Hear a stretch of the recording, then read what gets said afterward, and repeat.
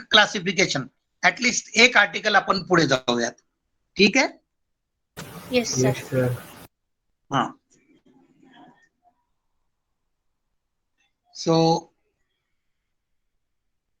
काय आपल्या उद्याच्या एक्झामची तयारी चालू आहे? Good evening. Yes, sir. Yes sir. हा, थोडं रिॲक्शनची रायटिंग प्रॅक्टिस करत चला, वाचन करत चला. आणि अल्डिहाइड कीटोन्स वरची टेस्ट म्हटल्यानंतर विशेषतः नेमिंग रिॲक्शन्स ज्या आहेत, तसं सगळंच इम्पॉर्टंट असतं, परंतु नेमिंग रिॲक्शन कडे जास्त फोकस करा. मग प्रिपरेशन मध्ये कुठल्या कुठल्या नेमिंग रिॲक्शन्स येतात? Preparation of Itard aldehydes reaction. And, हा बोला. Etard reaction. हा, इटार्ड रिॲक्शन आहे फॉर द प्रिपरेशन ऑफ, काय प्रिपेअर करतो आपण इटार्ड रिॲक्शन? बेन्झाल्डिहाइड. त्यानंतर स्टीफन्स रिडक्शन आहे. Stephens reduction means cyanides are converted into aldehydes by using what? Stannous chloride and HCl. त्यानंतर रोझोनमंड रिडक्शन आहे. ते काय आहे? Acid chloride on catalytic hydrogenation in presence of PD and barium sulphate gives aldehydes. By product असतो HCl. Polymer मधलं एक किंवा दोन क्लासिफिकेशन सुद्धा मी शिकवणार आहे आजच्या लेक्चर मध्ये. ऍटलिस्ट एक तरी आपण नक्की पुढे जाऊयात, म्हणजे तितकंच आपलं पुढे जाईल.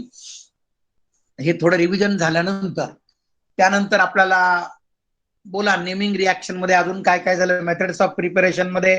हा, परत एक पिनॅकोल फॉर्मेशन एक आहे, आठवते का? Pinacol formation reduction with active metal magnesium in presence of benzene solution. बरोबर आहे. Remember pinacol formation, this reaction is given by only ketones. बोला, ओनली कीटोन्स. टर्शरी डायोल या रिॲक्शन मध्ये तयार होतात. ही दोन स्टेपची रिॲक्शन आहे. फर्स्ट स्टेप मध्ये 2 molecules of acetone reacts with magnesium metal in presence of benzene solution. Complex तयार होतो. सेकंड स्टेप मध्ये या कॉम्प्लेक्सला हीट करतात. कोणासोबत?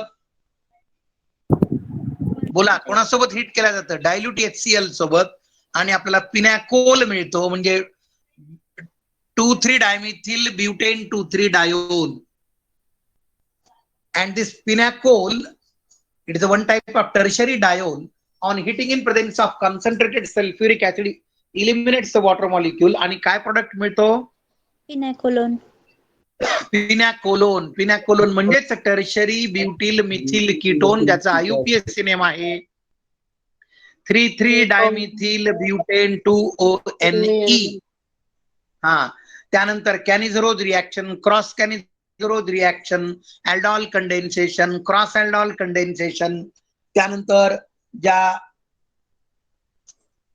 टेस्ट आहेत reducing properties of aldehydes, these reactions are not given by ketone. कोणत्या?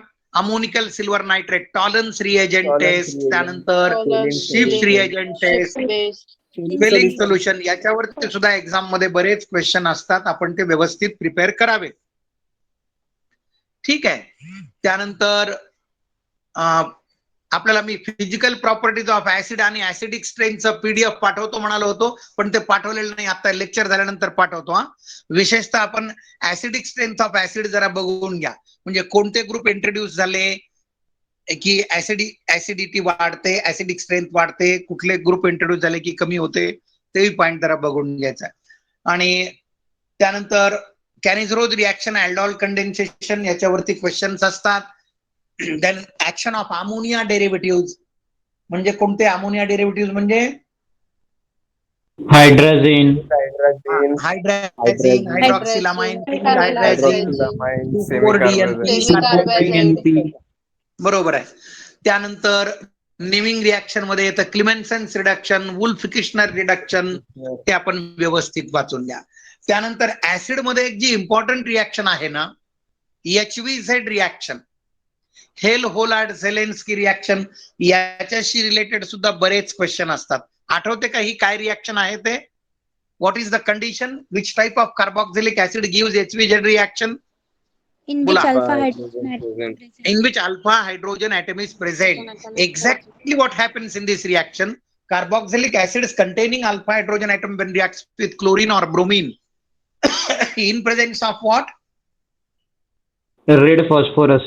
Red phosphorus. प्रोडक्ट साइडला काय मिळत असतं? अल्फा हॅलो कार्बोक्झिलिक ऍसिड मिळतात. या रिॲक्शनला Hell Volhard Zelinsky reaction, HVZ reaction म्हणतात. याचे अनेक एक्झाम्पल आपल्याला घेतले आहेत with general reaction.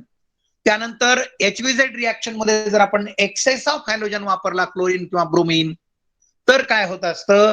All the alpha hydrogen atoms are replace by corresponding number of halogen atom. त्यानंतर नीट साठीच्या रिॲक्शन मी घेतल्या होत्या, synthetic importance of HVZ reaction, याच्याशी रिलेटेड सुद्धा क्वेश्चन असू शकतात. त्या रिॲक्शन मध्ये रिप्रेझेंटेटिव्ह मेंबर घेतलेला आहे अल्फा क्लोरोप्रोपिऑनिक ऍसिड.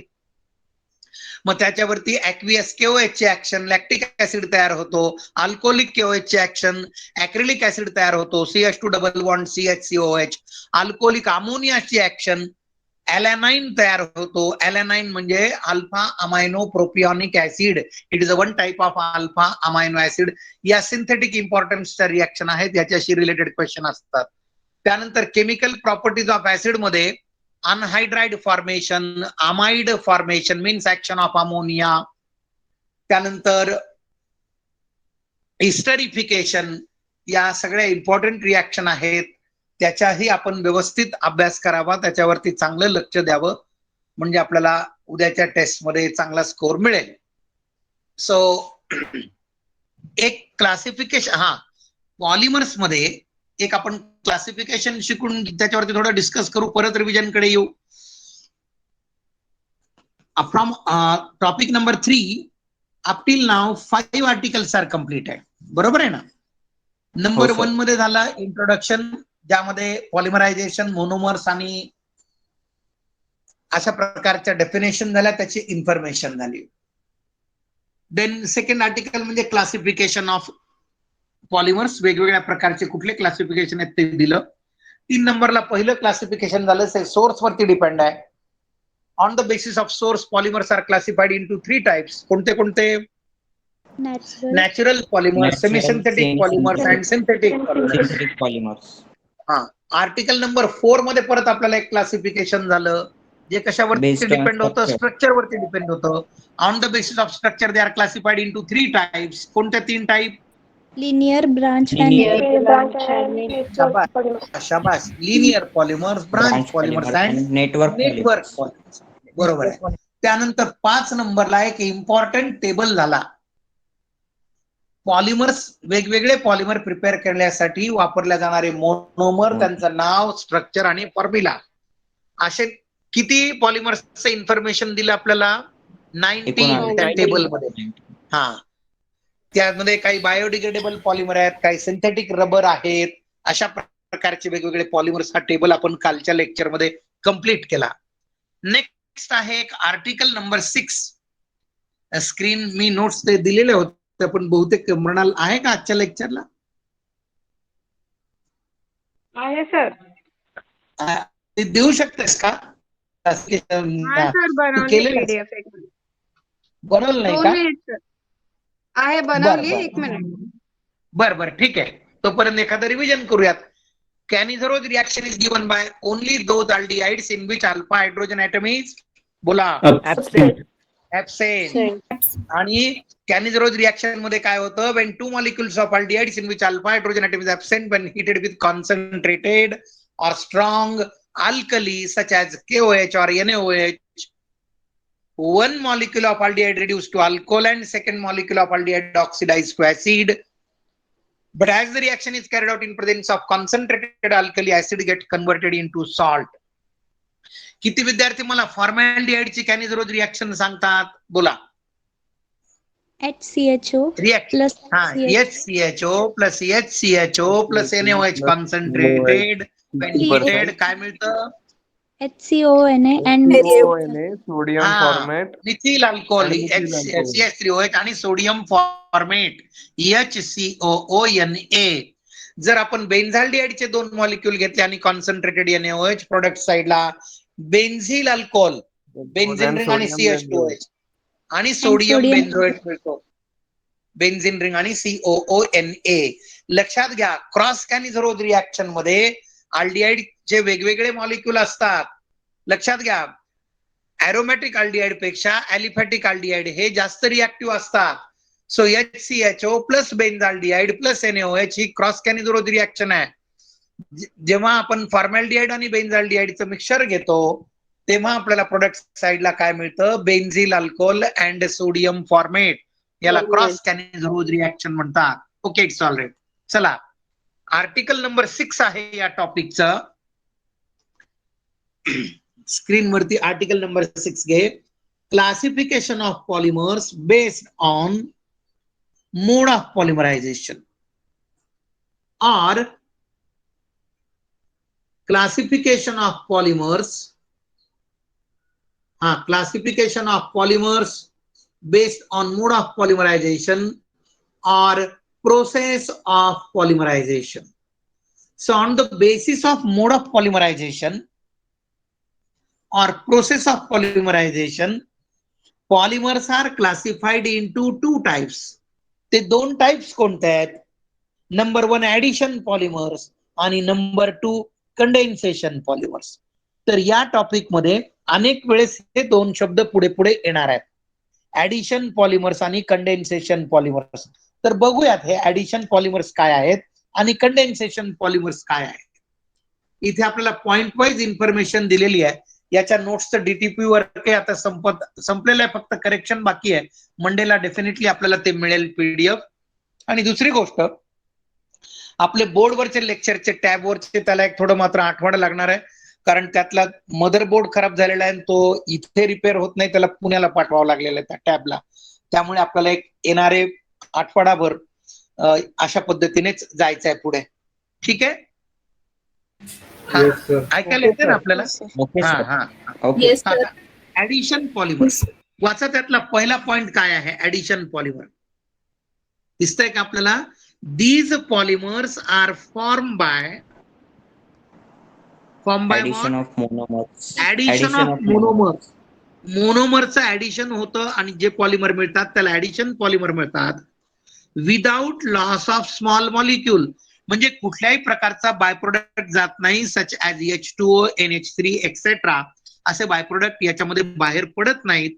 मोनोमर्सचं ऍडिशन होतं आणि पॉलिमर तयार होतात. Therefore it is called as addition polymer. Process of its formation is called as addition polymerization. या प्रोसेसला ऍडिशन पॉलिमरायझेशन म्हणतात. Monomers of these polymers are unsaturated compounds. लक्षात घ्या, या ऍडिशन पॉलिमर मध्ये जो मोनोमर असतो, स्टार्टिंग कंपाऊंड असतो, सिंपल ऑर्गॅनिक कंपाऊंड असतो, ते काय असतात? अनसॅच्युरेटेड कंपाऊंड असतात, सच ॲज अल्कीन. आपण बरेचसे पॉलिमर प्रिपेअर केले, त्याच्यामध्ये तुम्हाला स्टार्टिंगला डबल बॉन्ड दिसतोय. Addition polymers are form by chain growth polymerization. ते कसे तयार होतात? They are form by chain growth polymerization. Addition polymers contain all atoms of monomers.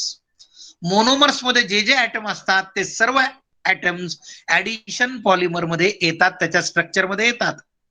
Addition polymer has the same empirical formula as the monomer.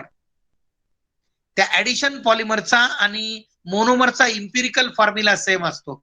बोला, आठवते का आपल्याला empirical फॉर्म्युलाची definition? झालीये का 11वी मध्ये? Yes, sir. The formula which gives the smallest ratio or simplest empirical formula. So remember, empirical formula of monomer and polymer, addition polymer is same. They are also called as chain growth polymers. Addition polymers लाच काय म्हणतात? Chain growth polymers. In addition polymers, reactive intermediates are free radicals, carbocation किंवा कार्बॅनियन. लक्षात घ्या, addition polymer मध्ये जे reactive इंटरमिडिएट्स असतात ते काय काय असू शकतात? फ्री रॅडिकल्स किंवा कार्बोकॅटायन और कार्बॅनियन. या तिघांच्याही डेफिनेशन आपल्याला 11वीच्या पहिल्या टॉपिक मध्ये जो थेरॉटिकल पार्ट झाला तिथे झालेला आहे, त्या तुमच्या लक्षात असतील किंवा मी शॉर्ट मध्ये त्याला रिवाइज करतो. सांगा, फ्री रॅडिकल्स म्हणजे काय? Free radicals are Electrically Uncharged neutral किंवा that neutral contain 1 species electron. त्या प्रकारचा चार्ज असतो का नसतो? नसतो. नसतो. And they are highly reactive. Unpaired electron त्यांच्याकडे असतात. कार्बो कॅटायन किंवा carbonium ion means carbon species which carries positive charge. Positive charge. आणि कार्बॅनियन म्हणजे carbon species which carries negative charge. So remember, in addition polymer reactive intermediates are free radicals or carbocation or carbanion. Next point मध्ये आपल्याला examples दिलेले आहेत आणि यातल्या जवळपास सर्वांचं काही पॉलिमर्सचं तर डेफिनेशन म्हणजे प्रिपरेशनही झालेलं आहे. हा, काय एक्झाम्पल्स आहेत ऍडिशन पॉलिमरचे वाचा तिथे आपल्याला दिलेलं आहे. Arlon. पहिलं एक्झाम्पल ऑर्लॉन. झालं का ऑर्लॉनचं प्रिपरेशन? हो सर. झालंय. ऑर्लॉन म्हणजे पॉलीॲक्रिलोनायट्राइल, ज्याचा स्टार्टिंग कंपाऊंड आहे विनाइल सायनाइड CH2 दुसरा टेफ्लॉन. झालं का टेफ्लॉनचं प्रिपरेशन? झालेलं आहे. पीव्हीसी म्हणजे polyvinyl one type of addition polymer. त्यानंतर पॉलिथिन. झालं का पॉलिथिनचं प्रिपरेशन? Yes sir. हा, त्यानंतर नॅचरल रबर. बोला, नॅचरल रबर प्रिपेअर करण्यासाठी कोणता मोनोमर लागतो? आयसोप्रीन. झालंय का याचं प्रिपरेशन? Yes, sir. झालंय का प्रिपरेशन करायला त्याचं? झालंय. झालंय का? बरं, राहिलेलं असेल तरी आपण त्याच्यावरती डिस्कस करूयात. त्यानंतर अजूनही काही एक्झाम्पल दिलेले आहेत पण त्याचे प्रिपरेशन बाकी आहेत. निओप्रीन रबर, स्टायरीन ब्युटॅडाईन रबर, SBR, हे सर्व काय आहेत? ऑल दीज आर काय आहेत? Addition polymers. नाव हा, प्रिपरेशन ऑफ नॅचरल रबर झालेला असेल किंवा नसेल माझ्याही लक्षात नाहीये. प्रिपरेशन ऑफ तिथे दिलंय का तुम्हाला? बघा नोट्स मध्ये तिथे आहे का? खाली पेजवर? हो सर हा, दिलेलं आहे पहा, रिएक्शन. हा, all of you know that to prepare natural rubber we required. बोला, आपल्याला कोणता लागतो मोनोमर? कोणता लागतो? आयसोप्रीन. कुठलाही पॉलिमर प्रिपेअर करायचा असेल, how many molecules of monomer? N number. Reaction घे याच्यावरती स्क्रीन वरती. N numbers of isoprene. Isoprene म्हणजे 2-methyl butane CH2 double bond C CH double bond CH2 branch of C CH3. After polymerization एकतर आपण यातला repeating structural unit आपण दाखवलं तरी चालतं किंवा डायरेक्ट मोनोमर लिहिला तरी तुम्हाला 1 मार्क मिळून जातो. Square bracket, single bond CH2. 2 double bond असतील मोनोमर मध्ये तर पॉलिमर मध्ये एकच असतो आणि पहिला डबल बॉन्ड हा पुढच्या कार्बनला शिफ्ट होतो, म्हणून त्याचं स्ट्रक्चर आहे square bracket, single bond CH2 C double bond CH2 single bond branch of C CH3 square bracket close बॉटमला N हे पॉलिमरचं स्ट्रक्चर आहे. बोला, आपण पॉलिमर्स मधलं आर्टिकल नंबर 6 शिकत आहोत. हे क्लासिफिकेशन आहे. कशावरती डिपेंड असणार? Classification of polymer based on mode of polymerization और प्रोसेस ऑफ पॉलिमरायझेशन. किती क्लास आहेत? 2. कोणते? ऍडिशन पॉलिमर आणि दुसरा कंडेन्सेशन पॉलिमर. आता इथे ऍडिशन पॉलिमरचं इन्फॉर्मेशन संपलं. अरे मृणाल, हा, एक मिनिट. आता कंडेन्सेशन पॉलिमरायझेशन हा, आपल्याला स्क्रीनवरती दिसतंय का? कंडेन्सेशन पॉलिमर कडे जाण्याच्या अगोदर ऍडिशनची डेफिनेशन लक्षात घ्या. काय होतं ऍडिशन पॉलिमरायझेशनची definition? How these addition polymers are form? These polymers are formed by addition of monomers without loss of small molecule like H2O, NH3, etc. म्हणजे loss of small molecule addition polymer मध्ये होतो का? नाही. नाही. आता condensation polymer आपल्याला तिथे definition दिली आहे. बघा तिथे काय लिहिलंय ते. These polymers are formed by condensation of, बोला, condensation of how many monomers? 2 monomers. Combination of two monomers. Condensation of two monomers by elimination of a small molecule like water, methyl alcohol, NH3, HCl, etc. म्हणजे थोडक्यात main difference काय आहे? Addition polymer मध्ये small molecule हे by product असतात का? नाही. आणि कंडेन्सेशन पॉलिमर मध्ये अशा टाईपचे स्मॉल मॉलिक्युल्स बाय प्रोडक्ट म्हणून बाहेर पडतात, कारण आपण 2 मोनोमर्स वापरतो तिथे. कुठल्या प्रकारचे स्मॉल मॉलिक्युल बाय प्रोडक्ट असू शकतात? What are the possibilities? Water असू शकतो H2O, मिथिल अल्कोहोल असू शकतो CH3OH, अमोनिया असू शकतो NH3, HCl असू शकतो etcetera. One more point, they contain means condensation polymers contain ester linkages or amide linkages. Condensation polymer मध्ये कोणतं लिंकेज असतं? ईस्टर लिंकेज असतं. आपल्या सर्वांना माहिती आहे, सांगा ईस्टर लिंकेज म्हणजे कोणतं? Double bond. ईस्टर लिंकेज हा COO किंवा C double bond O, single bond O, याला ईस्टर लिंकेज म्हणतात. आणि अमाइड लिंकेज म्हणजे कोणतं? लक्षात घ्या, CONH लिंकेजला अमाइड लिंकेज म्हणतात. Can be written in the form of double bond C double bond O ENH. So remember, condensation polymer म्हटला की त्यामध्ये एकतर ईस्टर लिंकेज असणार किंवा अमाइड लिंकेज असणार, म्हणजे COO हे लिंकेज असणार किंवा CONH असणार. एक्झाम्पल्स दिलेले आहेत.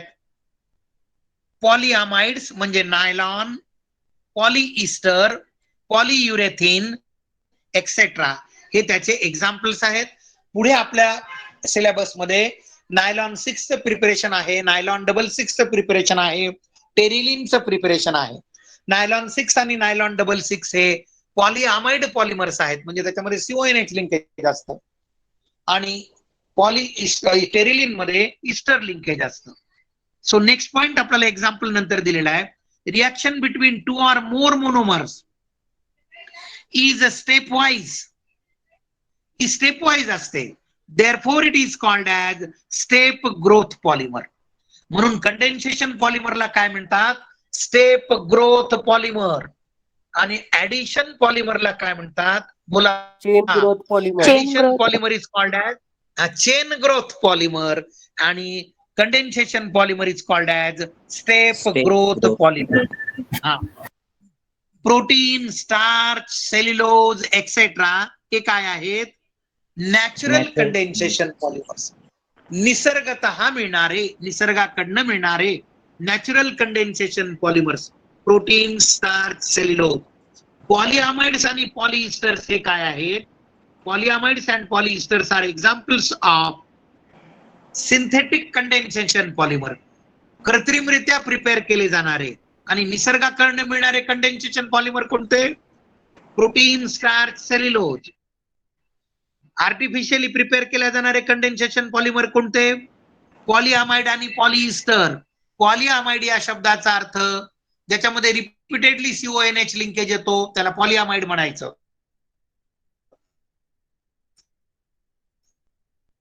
अँड पॉलिइस्टर्स मीन्स रिपीटेडली ज्याच्यामध्ये COO किंवा C double bond O, single bond O, ester linkage असतो. They are called as polyesters. Condensation polymers are generally formed by reaction between polyfunctional monomers. लक्षात घ्या, condensation polymer तयार होण्यासाठी ते generally कसे तयार होतात? They are form by reaction between पॉलिफंक्शनल monomer. बोला, पॉलिफंक्शनल कंपाऊंड म्हणजे काय? ज्या कंपाऊंड मध्ये, ज्या मोनोमर मध्ये एक पेक्षा जास्त फंक्शनल ग्रुप असतात, functional more than one functional group, they are called as, त्याला काय म्हणायचं? काय म्हणायचं त्याला? पॉलिफंक्शनल मोनोमर. इथे आपलं हे आर्टिकल नंबर 6 संपलं, म्हणजे हे क्लासिफिकेशन झालं. नेक्स्ट आर्टिकल नंबर 7 आहे, पण ते मी आज मुद्दाम घेत नाही, कारण उद्याच्या टेस्टच्या प्रिपरेशनचं तुम्हाला त्याच्याकडे तुमच्या मनात ते जास्त विचार येत असतील, तसं होऊ नये म्हणून मी आज टीचिंग याचं एवढंच थांबवतो. आता बोला, अल्डिहाइड कीटोन कार्बोक्सिलिक ऍसिड तुम्ही प्रिपरेशन करायला घेतलेलं असेल. आज आपण पिरियड सुरू होताना थोडाफार त्याच्यावरती रिव्हिजन केलेलं आहे. आता अल्डिहाइड कीटोन कार्बोक्सिलिक ऍसिड मध्ये तुम्हाला नेमका कोणता पार्ट अवघड वाटतो किंवा लक्षात राहिला नाहीये? बोला. Hello. Sir aldol aldol condensation. बरं, कम्प्लीट त्याला मी एकदा रिवाइज करतो, तुम्ही छान पैकी ऐकाल असं गृहीत धरून. चालेल का? Yes sir. हा, येस सर. बोला. कंडिशन काय आहे? aldol condensation reaction is given by only those aldehydes in which Alpha hydrogen is present. alpha hydrogen atom is present. म्हणून कोणते कोणते कंपाऊंड aldol condensation reaction देतात? ऍसिटाल्डिहाइड, प्रोपिओनल्डिहाइड, एन ब्युटरल्डिहाइड, आयसोब्युटरल्डिहाइड, ऍसिटोन, इथिल मिथिल कीटोन. ज्या ज्या aldehyde आणि कीटोन मध्ये अल्फा हायड्रोजन ऍटम असतो ते सर्व aldol कंडेन्सेशन देतात. हा पहिला पॉइंट. दुसरा, aldol कंडेन्सेशन मध्ये नेमकं काय होतं? when two molecules of aldehydes or two molecules of ketones in which alpha hydrogen atom is present, when heated with, बोला कोणासोबत हिट करायचं असतं? when heated with dilute NaOH. dilute NaOH किंवा dilute potassium hydroxide किंवा dilute sodium carbonate किंवा dilute barium hydroxide, then what will happen to the product side? काय मिळतं आपल्याला प्रोडक्ट साइडला? Beta hydroxy aldehyde beta hydroxy aldehyde मिळतात किंवा beta hydroxy ketones मिळतात. बोला, बीटा हायड्रॉक्सी कीटोनला काय म्हणतात? Aldol Ketol. And beta hydroxy ketones are called as ketol. लक्षात घ्या. वन मोर पॉइंट, मेकॅनिझम मध्ये हा पॉइंट आपण लिहिला पाहिजे आन्सर मध्ये. प्रॉडक्ट तयार होताना नेमकं काय होतं? In this reaction alpha carbon atom of second molecule directly attach to carbonyl carbon of first molecule. आणि पुढे सेकंड स्टेप मध्ये काय होतं? aldol असेल किंवा कीटॉल असेल, aldol or ketol on heating eliminates the water molecule, and what they produce, what they give, बोला. Beta unsaturated alpha beta unsaturated aldehyde मिळतात किंवा अल्फा बीटा अनसॅच्युरेटेड कीटोन्स मिळतात, है की नाही? हा, मग H2O कसा अल्फा आणि बीटा पासून H2O जात असतो. आपल्याला aldol कंडेन्सेशनचे अनेक एक्झाम्पल घेतलेले आहेत. आता aldol कंडेन्सेशनची कोणती रिएक्शन लिहिताना काय करायचं असतं लक्षात घ्या. स्टार्टिंग कंपाऊंडला डबल बॉन्डच्या भाषेमध्ये लिहायचं आणि दुसरा कंपाऊंड लिहिताना कोणता हायड्रोजन सेपरेट लिहायचा असतो? Alpha hydrogen. आता लक्षात घ्या, जसे जसे हायर अल्डिहाइड किंवा कीटोन असतील ना, काही विद्यार्थी चूक काय करतात, विशेषतः सेकंड मॉलिक्यूल लिहिताना अल्फा एच लिहिण्याच्या ऐवजी बीटा एच लिहितात. तर ती चूक करू नका, म्हणून तुमचे प्रोडक्ट चुकतात कधी कधी एंट्रन्स मध्ये घाई गडबडीत. घाई करू नका. 2 प्रश्न कमी सोडले तरी चालतील, पण नीट व्यवस्थित विचार करून हे करा, आन्सर त्याचं लिहित चला, प्रश्न काळजीपूर्वक वाचत चला. मग अशा हे दोन्ही कन्सेप्ट आपल्या लक्षात राहिले तर आपल्याला aldol कंडेन्सेशनचे कुठल्याही क्वेश्चनचा आन्सर मध्ये अडचण येणार नाही. आणि अशा टाईपचे जे क्वेश्चन असतात ना, आयडेंटिफाय फायनल प्रोडक्ट म्हणजे आयडेंटिफाय सी, आयडेंटिफाय डी, तर अशा ह्याला काय करायचं असतं, तुमचं रिएक्शन मेथड्स ऑफ प्रिपरेशन आणि केमिकल प्रॉपर्टीज कॉन्क्रीट असायला पाहिजे काय, आणि रफ मध्ये कुठेतरी प्रोडक्ट लिहून पाहत चला, म्हणजे तुमचे आन्सर्स करेक्ट येतील. बरं, aldol कंडेन्सेशन दा क्रॉस aldol मध्ये काय असतं? 2 अल्डिहाइडचे वेगळे मॉलिक्यूल किंवा एक अल्डिहाइड एक कीटोन किंवा 2 कीटोन वेगळे. In cross aldol condensation to the product side how many products are form? 4. But remember this mixture is very difficult to separate, म्हणून या रिएक्शनचा तसा फारसा प्रॅक्टिकल उपयोग नाही. लक्षात घ्या, अल्डिहाइड कीटोन या टॉपिकची लेंथ वाईज तो मोठा आहे, नो डाऊट, कारण तुम्ही नोट्सचं व्हॉल्यूम जर तुमच्या पाहिलं तर तुम्हाला दिसेल की खूप मोठा टॉपिक आहे की नाही? हो सर. बोला. मोठा आहे परंतु निश्चितच अवघड नाही. अवघड आहे का? अवघड नाहीये. आता तुम्ही एक लक्षात घ्या, उद्या आपण अल्डिहाइड कीटोन वरती अल्डिहाइड कीटोन कार्बोक्सिलिक ऍसिड वरती आपली पहिलीच टेस्ट आहे. काही क्वेश्चनचे आन्सर एखाद्या वेळेस येतील, काही क्वेश्चनचे येणार नाहीत, त्याची चिंता करू नका. जेव्हा आपण पहिल्यांदाच टेस्ट देतो थोड्याफार चुका होत असतात, पण याच टॉपिक वरती आता जसं तुमचं मध्ये एक टेस्ट आहे त्याला C1 चा टॉपिक आहे आणि त्याच्यानंतरची टेस्ट आहे ते सगळ्या झाल्या त्याचे कंबाईन म्हणजे पुन्हा अल्डिहाइड कीटोन. मग ज्यावेळेस second time, third time, fourth time तुम्ही एकाच टॉपिकची टेस्ट देता, डेफिनेटली त्यावेळेस आपलं काय वाढलेलं असतं, स्कोर वाढेल की नाही वाढेल बोला. हा, पण प्रत्येक वेळेस आपण नोट्स मात्र व्यवस्थित वाचत चला. ठीक आहे. अजून काय पाहिजे? अल्डॉल कंडेन्सेशन झालं, कॅनिझरोजचं रिएक्शनचं झालं. वुल्फ किस्नर आणि क्लिमेन्सेन्स मध्ये काय आहे? स्पेशालिटी दोघांची सारखी आहे. Carbonyl group is converted to methylene group that is CH2. आणि एंट्रन्स साठी जे पॉइंट दिलेले असतात ते नीट वाचत चला सिरियसली. सर बोला. हा सर, नीट साठी जे ऍडिशनल रिएक्शन्स आहेत तर त्याला हा. खूप वेटेज असतं का? नाही त्याला काय, त्याला हॅलो, वेटेज खूप असतं का? नाही नाही नाही तसं काय नाही, त्या प्रिकॉशन म्हणून आपण घेतलेलं आहे. आता या एक्झाम साठी ते उद्यासाठी प्रिपेअर, उद्या एखाद्या वेळेस त्याच्यावरती क्वेश्चन असणार नाहीत हा जरूर, बहुतेक मी ते तुम्हाला इन्फॉर्म करून सांगणार आहे. मला एकदा काय करायचंय तुम्हाला, अल्कोहोल फिनॉल इथर मध्ये ज्या ऍडिशनल रिएक्शन घेतल्या ना मी त्या, आणि अल्डिहाइड कीटोन कार्बोक्सिलिक ऍसिड मध्ये झाले त्या, आलं का लक्षात? या sir. दोघांवरती मला नीट वाल्यांची, PCB वाल्यांची मी एक सेपरेट टेस्ट घेईल. ती 10 मार्कची असेल, 15 मार्कची असेल, 25 मार्कची असेल, पण सेपरेट आणि विथ इंटिमेशन. आलं का लक्षात? Yes sir. हॅलो. हा हा. हो सर. आणि त्याचा असं आपण रिव्हिजन सुद्धा करूयात, पण ती फक्त PCB वाल्यांसाठी असेल. नीटच्या आणि JEE मेन देणारे जे विद्यार्थी हे टेस्ट देणार नाहीत त्यांना विनाकारण कशाला प्रिपेअर करायला लावायचं? चालेल? हो सर. हो सर. बर, अजून कुठलं तुम्हाला पाहिजे का? लेक्चर थांबवायचं तुमचं, तुम्हाला प्रिपरेशन साठी द्यायचं वेळ? बोला. ऑलमोस्ट आपण बराच टॉपिक कव्हर केलेला आहे, म्हणजे त्याच्यावरती बोललो आपण सुरुवातीला, आणि आता HVZ रिएक्शन वरती सुद्धा आपण बोललो, त्याच्या सिंथेटिक इम्पॉर्टन्स वरती बोललो, अनहायड्राइड फॉर्मेशन, अमाइड फॉर्मेशन, इस्टरिफिकेशन.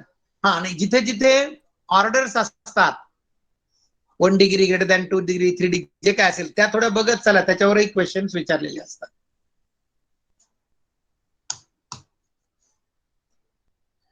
बोला.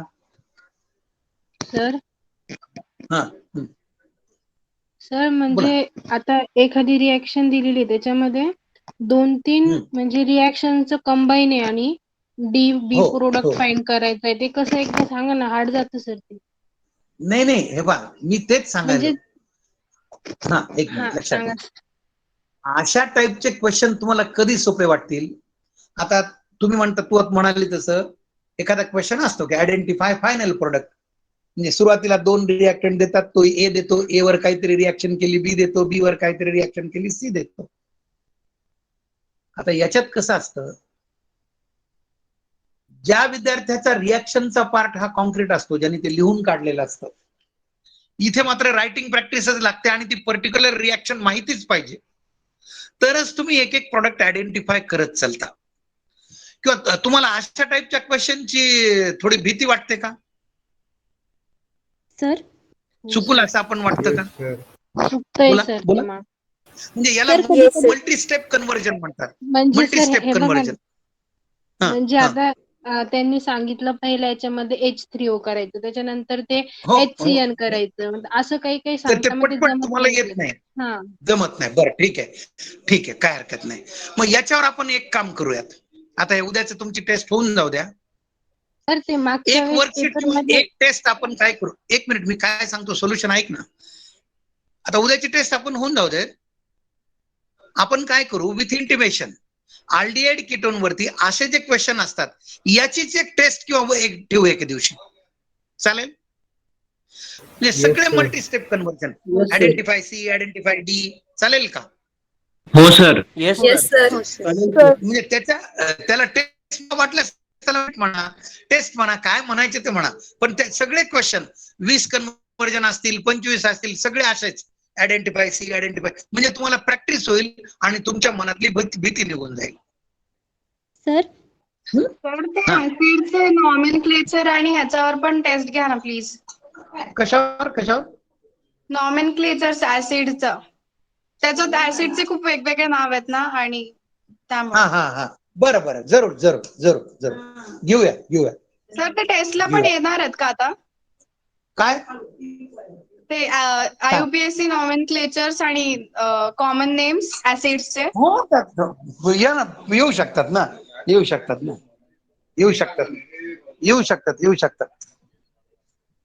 शकतात. ॲरोवरती कंडिशन्स असतात ना, त्या मल्टी स्टेप रिॲक्शन मध्ये, तर त्या कधी कधी वेगळ्याच असतात, त्याच्यामुळे कळत नाही. हो सर, समजत नाही का सर काय करायचं. Yes sir. नाही, लिटल बिट डिफरन्स असतो. असं काही म्हणजे फारसा फरक नसतो त्याच्यात, की त्याला थोडं डोकं जर आपण लावलं ना तर ते आपल्याला येऊन जातं. बोला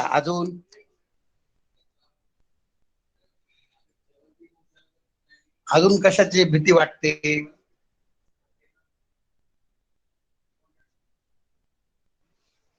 बोला.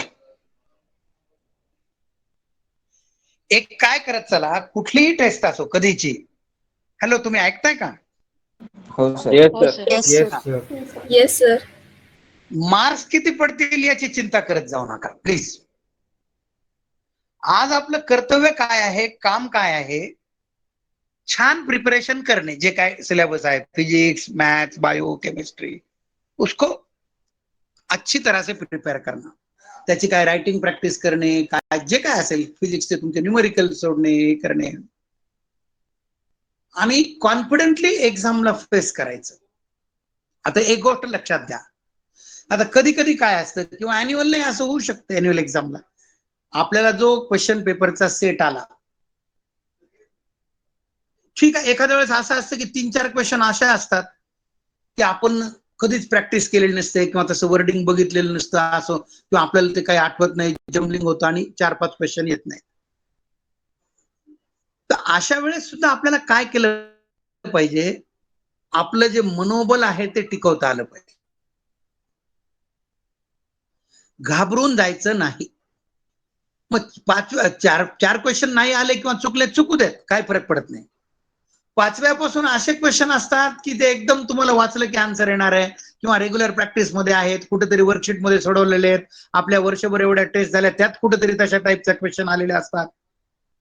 त्यामुळे सुरुवातीचे काही क्वेश्चन चुकले किंवा आधेमध्ये काही क्वेश्चन चुकले तरी त्याची फारशी चिंता करायची नाही. हा कंट्रोल ज्याला साधता येतो ना, त्याला चांगला स्कोअर मिळतो. परंतु समजा पहिले काही क्वेश्चन नाही आले तर काही विद्यार्थी काय होतात, त्यांना लागली धडधड होतं, घाम यायला लागतो, ते खूप घाबरून जातात, डिप्रेस होतात. मी म्हणतोय ते बरोबर आहे का? Yes sir. बोला. Yes sir. हा, तर लक्षात घ्या, एंट्रन्स मध्ये नीट असेल, सीईटी असेल, जेई असेल, कोणते विद्यार्थी सक्सेस होतात त्याच्याकडे काय पाहिजे? नंबर 1, सब्जेक्ट नॉलेज तर असलंच पाहिजे, त्याला पर्याय नाही. बरोबर? पेक्षा जास्त तो हिम्मतबाज पाहिजे.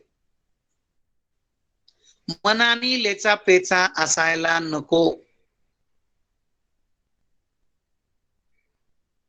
लक्षात घ्या, त्या शोले का कोणत्या तरी पिक्चर मध्ये काहीतरी एक डायलॉग होता, जो डर गया वो मर गया. मर गया. मर गया. हे बरोबर आहे. पहा, हे कुठेही लागू पडतं. एक्झाम असो, तुमचं जीवन जगताना असो, प्रॉब्लेम्स येणारच, अडचणी येणार, दुःख असणार. आता तुम्हाला विद्यार्थी दशेत प्रॉब्लेम म्हणजे हे प्रॉब्लेम, फिजिक्सचा मार्क कमी पडले, जास्त पडले, अमुक झालं, तमुक झालं. पण रिअल लाईफ मधले प्रॉब्लेम्स हे वेगळेच असतात. त्याचे फॉर्म्युले कोणाला माहित नसतात, त्याची मेथड माहित नसते, त्याचे उत्तर माहित नसतात, पण प्रॉब्लेम्स असतात की नाही? बोला. हो सर. आता ही कोरोना सारखी काहीतरी महामारी येईल आणि सगळ्या जगाला वेठीस धरेल आणि लाखो लोक याच्यामध्ये मरतील. हे तुम्ही आम्ही कोणी कन्सिडर केलेलं होतं का? नाही. No sir. नाही. याला म्हणायचं प्रॉब्लेम, हा रिअल प्रॉब्लेम. आता अजूनही जे काय WHO वर्ल्ड हेल्थ ऑर्गनायझेशननं सांगितलं किंवा हे असं असं फॅबिफ्ल्यू द्या, रेमडेसिवीर द्या, अमुक द्या, तमुक द्या, म्हणजे ट्रीटमेंटचा जो प्रोटोकॉल आहे त्यांचा, तुम्ही कोणत्याही शहरात जा, त्याचे औषधं इंजेक्शन हे ठरलेली आहेत की नाही? Yes sir. सर. आहे की नाही? आणि हे ट्रायल अँड एरर आहे. एकीकडे आपण म्हणतो की त्याच्यावरचे उपचार हे सापडलेलेच नाहीयेत, आणि एकीकडे हे औषधं म्हणजे काहीतरी याच्यानंतरी राहील याच्यानंतरी राहील ते होत आहे. लाईट. आता अनेक फॅमिलीज मध्ये, अनेक घरांमध्ये कुठे कुणी म्हातारी माणसं गेले, कुठे काही अगदी तरुण गेले, कुणी आई गमावली, कुणी कोणाचे वडील गेले. हे झाले रिअल लाईफ मधले प्रॉब्लेम. कोणाच्या वाट्याला काही दुःख आलं, कोणाच्या वाट्याला काही दुःख आलं. आता हे दुःख एखाद्या घरातल्या कर्ता मनुष्य जाणं, कर्ता पुरुष जाणं, मित्र हो, हे दुःख खूप मोठे आहे की नाही? Yes sir. हो सर. बोला. Yes, हा sir. प्रॉब्लेम खूप मोठा आहे की नाही? मग खाली उरलेले जे आहेत त्यांचे फॅमिली मेंबर, डिपेंडंट्स, कोणाचे मिसेस असेल, कोणाचे मिस्टर असतील, मुलं असतील, बहिणी, जे कोणी असतील ते, मग त्यांना रडत बसून, घाबरून जाऊन, डिप्रेस होऊन, अंथरुणावर बसून रडून गेलेला आपला जो नातेवाईक आहे, मित्र हो, तो वापस येत असतो का? नाही. No sir. म्हणजे वाट्याला जे आलं, जो प्रॉब्लेम आला, तो आपल्याला फेस करावा लागतो, आहे की नाही? हो सर. हिंमत धरावीच Yes, लागते, sir. हिंमत बांधावीच लागते. म्हणून तसे तुमची ही जी टेस्ट असते, तर त्या टेस्टला त्याला घाबरू नका. एंट्रन्स मध्ये तोच विद्यार्थी स्कोर करू शकतो. मी काय सांगितलं की सब्जेक्ट नॉलेज तर पाहिजेच पाहिजे, पण त्याच्यामध्ये हिम्मत पाहिजे, कॉन्फिडन्स पाहिजे. उगा पहिले 2-4 प्रश्न चुकले आणि तुम्ही जर गडबडीत झाले, घाबरून गेले, की बाकी खाली जास्त चुका व्हायला लागतात. मग ही भीती धरून चालेल का? बोला. No, नाही sir. सर. घेऊन चालेल का? No, sir. No sir. No sir. सगळ्यात महत्वाचा आजच्या डिस्कशन मधून तुम्ही काय घ्यायचं? एव्हरी संडेची एक्झाम असो, एंट्रन्स पॅटर्नची असो, बोर्ड पॅटर्नची असो, कोणतीही असो, बोला काय? Be confident. हा, म्हणजे घाबरायचं नाही. नाही. नाही, भीती बाळगायची नाही. नाही. पटतंय ना तुम्हाला मी काय बोलतो ते? Yes sir. अहो, हे जे Yes, हे sir. सिलेबसचे प्रॉब्लेम असतात, याचं सोल्युशन आपल्याला माहिती असतं, आहे की नाही? हा फॉर्म्युला वापरायचा, ही रिॲक्शन आहे, हा प्रोडक्ट होता, हा बाय प्रोडक्ट होता, माझा हा प्रोडक्ट चुकला, असं झालं तसं झालं. खरं म्हणजे याला प्रॉब्लेम म्हणतच नाही, आहे की नाही? हो सर. मी काय म्हणतो ते कळतंय का तुम्हाला? हो, sir. ज्याचं आपल्याला Yes, sir. उत्तर, ज्याचा आपल्याला फॉर्म्युला माहितीये, ज्याचं आपल्याला सोल्युशन माहितीये, त्याला प्रॉब्लेम म्हणतात का? नाही. No, sir. प्रॉब्लेम कशाला म्हणतात? आता मी याच्या अगोदर सांगितलं ना, जीवनामध्ये आपण अपेक्षा करतो एक आणि होतं काहीतरी दुसरंच. आता ज्यांच्या घरामध्ये या कोरोनामध्ये समजा कोणी गेलं, कोणी काय गेलं, ते त्यांनी कन्सिडर केलेलं होतं का? नाही. नाही. ऍडमिट होताना आपण असं कन्सिडर करतो का हा जाणार आहे म्हणून? नाही सर. नाही, sir. पण जातो. आणि ज्या क्षणी ते बाकीच्यांना कळतं, डिपेंडन्सला, त्याला प्रॉब्लेम म्हणायचं. Are you getting me? Yes. जी Yes, घटना, sir. जी गोष्ट ऐकल्यानंतर आम्ही गर्भगळीत होतो, पुढच्या क्षणाला काय करावं हे आम्हाला सुचत नाही, काय रिॲक्शन द्यावी किंवा ह्याचं कसं, त्याला प्रॉब्लेम म्हणावं. सिलेबस मधला हा प्रॉब्लेम, त्याला ज्याचं सोल्युशन तुम्हाला माहित आहे, त्याचं उत्तर माहित आहे, त्याची मेथड माहित आहे, तो कशाचा प्रॉब्लेम आहे? तुम्हाला कळायला का मी काय बोलायला ते? Yes, sir. म्हणून उद्यापासून उद्याच्या टेस्टला जाताना हातात क्वेश्चन पेपर पडल्यानंतर किंवा तुमच्या अॅन्युअल नीट असेल, सीईटी असेल, जेई असेल, सगळ्यात महत्वाचं माझा विद्यार्थी माझ्याकडून काय शिकेल, ऑर्गॅनिक त्याला किती समजलं नाही समजलं हा नंतरचा भाग आहे. परंतु तो आयुष्यात येणाऱ्या किंवा प्रश्नपत्रिक येणाऱ्या कोणत्याही प्रॉब्लेमला बोला भिणार नाही. घाबरणार नाही. शाबास, भिणार नाही, घाबरणार नाही. मार्क्स किती पडो त्याची चिंता करायची नाही. स्वप्न आपलं बिलकुल मोठं असावं, त्याच्यासाठी प्रयत्नही चांगले असावेत. परंतु समजा अपेक्षित स्कोअर नाही मिळाला, आपला पाहिजे तिथे नंबर नाही लागला, मग काय रडात बसायचं का? नाही. आपल्याकडे second option, third option, fourth option तयार असला पाहिजे.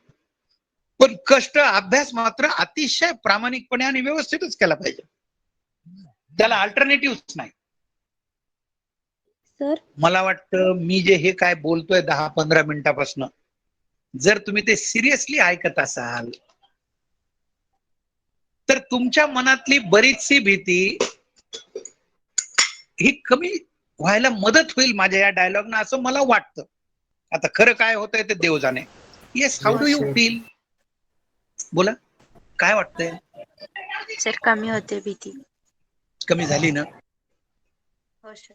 आणि कुठेतरी जीवनाची रियालिटी तुम्हाला सांगितली तर ते जे मी प्रॉब्लेम तुम्हाला सांगितले ते खरंच प्रॉब्लेम असतात, आहे की नाही? हो सर. हो सर. परीक्षेतल्या एखाद्या 2 प्रश्नाचं उत्तर येणं किंवा न येणं हा प्रॉब्लेम असतो का? No sir. नाही. शाबास. नो म्हणून सर. आता उद्यापासून तुम्ही टेस्ट देताना 2-4 प्रॉब्लेम आले काय, नाही आले काय, भिणार नाही. नाही. ठरलं ना आता हे? हो हो सर. सर. Right. चला, व्हेरी गुड, व्हेरी गुड. आपण सगळे ऐकून घेतलं. अपेक्षा आहे की ते अंमलातही आणाल. Okay, it's all right. Today we stop here. आणि आपल्याला हे Thank you, डिस्कशन कसं वाटतं हे बोललेलं ते ग्रुपवरही टाका, म्हणजे मलाही कळेल किंवा अजून आपण असं बोलावं की नाही बोलावं सब्जेक्ट सोडून. हो हो सर. सर. हो sir. Yes thank you sir. Okay, ठीक आहे. Okay, Thank you, sir. Thank you sir. या. ओके, ओके, म्हणजे मला कळेल. Okay, right. ओके, ठीक आहे. थँक्यू. हा, बोला. सर एक ओके, एक राईट. ठिकाणी, ओके. आपण थांबूयात मीटिंग. हा, ओके.